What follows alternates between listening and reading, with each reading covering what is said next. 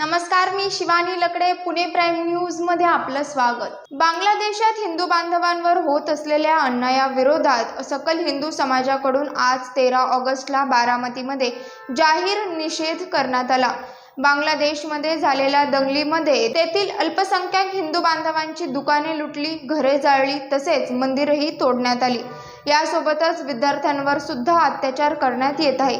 या गोष्टीचा निषेध म्हणून आज बारामतीमधील सकल हिंदू समाजाच्या वतीने जाहीर निषेध करण्यात आला. आहे तर त्याची सीमा खुली करा बांगलादेशाची.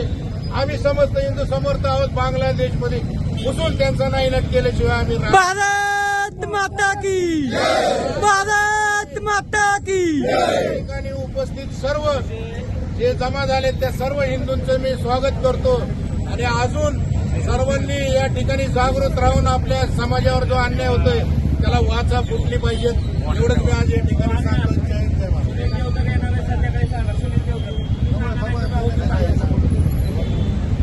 बांगलादेश जो कधी काळी आपल्या भारताचाच एक भाग होता, अखंड भारताचा भाग होता, जो धर्माच्या आधारावर विभाजित केला गेला. हिंदू आणि मुस्लिम धर्मासाठी वेगवेगळे राष्ट्र निर्माण केले गेले.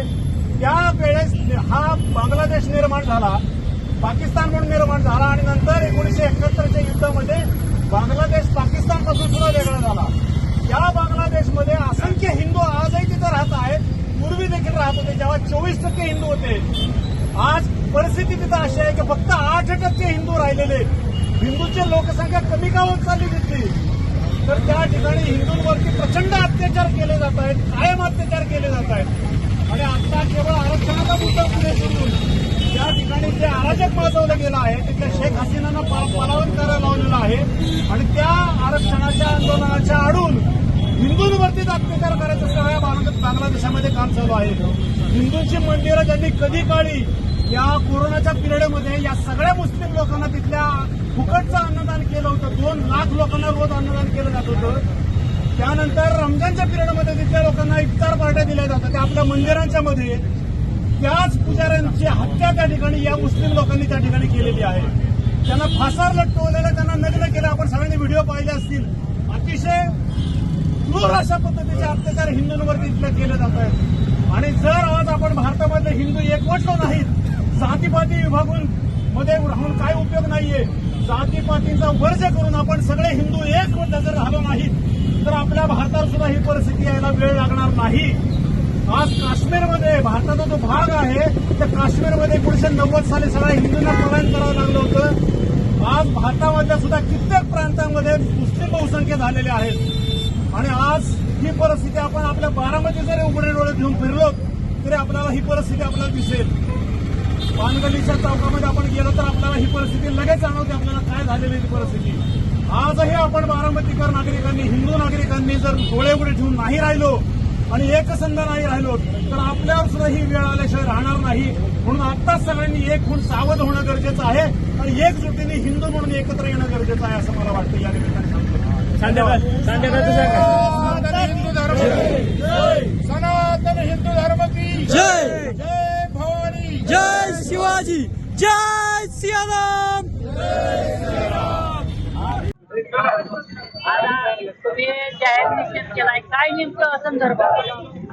बांगलादेशमध्ये गेल्या 10 दिवसापूर्वीपासून जी अराजकता मांडलेली आहे तिथं देशामध्ये, हिंदू म्हणून तिथल्या महिलांवर, पुरुषांवर व मंदिरावर सुद्धा जाळपोळ झाले आहेत. 200 वर्षाची हिंदूंची मंदिरं जाळलेली आहेत. असंख्य हजारो हिंदू तिथे मारले गेले आहेत. हिंदूंच्या दृष्टीने हा काळा दिवस आहे, हे काळं वर्ष आहे. त्यानिमित्त सकल हिंदू समाजाच्या वतीने बारामतीमध्ये या सर्व घटनेचा तीव्र प्रमाणात निषेध करण्यासाठी आम्ही एकत्रित इथं जमलेलो आहोत. की आमच्या त्या बांगलादेशी मधल्या हिंदूंना जर केसाला धक्का लागला तर आमच्यासारखा वाईट नाही या भारत देशातील पंतप्रधानांनी, राष्ट्रपतींनी खणकावून सांगण्याची गरज आहे. तर त्याची सीमा खुली करा बांगलादेशाची. आम्ही समस्त हिंदू समर्थ आहोत. बांगलादेशमध्ये घुसून त्यांचा नाईलाज केल्याशिवाय आम्ही भारत माता की भारत माता की. ठिकाणी उपस्थित सर्व जे जमा झाले त्या सर्व हिंदूंचं मी स्वागत करतो आणि अजून सर्वांनी या ठिकाणी जागृत राहून आपल्या समाजावर जो अन्याय होतोय त्याला वाचा फुटली पाहिजेत. एवढंच मी आज या ठिकाणी सांगतो. जय हिंद, जय महाराष्ट्र.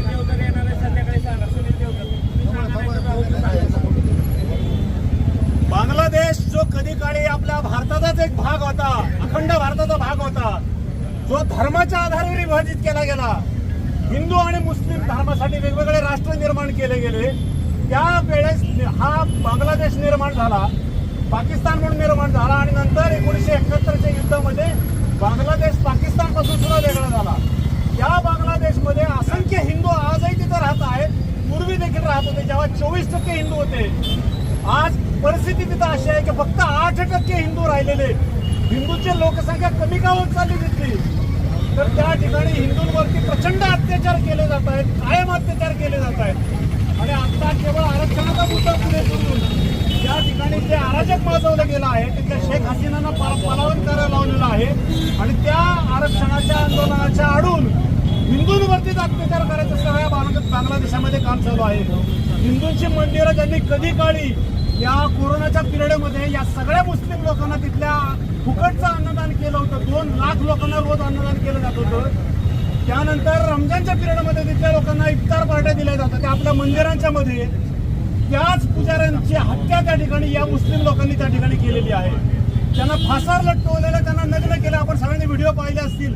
अतिशय क्रूर अशा पद्धतीचे अत्याचार हिंदूंवरती तिथले केले जात आहेत. आणि जर आज आपण भारतामधले हिंदू एकवटलो नाहीत, जातीपाती विभागून मध्ये राहून काय उपयोग नाहीये, जातीपातींचा वर्ज करून आपण सगळे हिंदू एकवट जर झालो नाहीत तर आपल्या भारतावर सुद्धा ही परिस्थिती यायला वेळ लागणार नाही.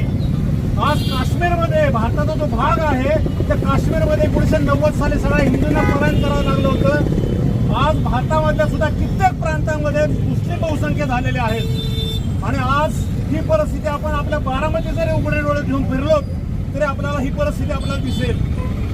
पानगल्लीच्या चौकामध्ये आपण गेलो तर आपल्याला ही परिस्थिती लगेच जाणवते आपल्याला काय झालेली ही परिस्थिती. आजही आपण बारामतीकर नागरिकांनी, हिंदू नागरिकांनी जर डोळे उघडे ठेवून नाही राहिलो आणि एकसंध नाही राहिलो तर आपल्यावर सुद्धा ही वेळ आल्याशिवाय राहणार नाही. म्हणून आत्ताच सगळ्यांनी एक होऊन सावध होणं गरजेचं आहे आणि एकजुटीने हिंदू म्हणून एकत्र येणं गरजेचं आहे असं मला वाटतं. या निमित्ताने हिंदू धर्म, सनातन हिंदू धर्म की जय. जय भवानी, जय शिवाजी, जय सियाराम. पाहत रहा पुणे प्राईम न्यूज. धन्यवाद.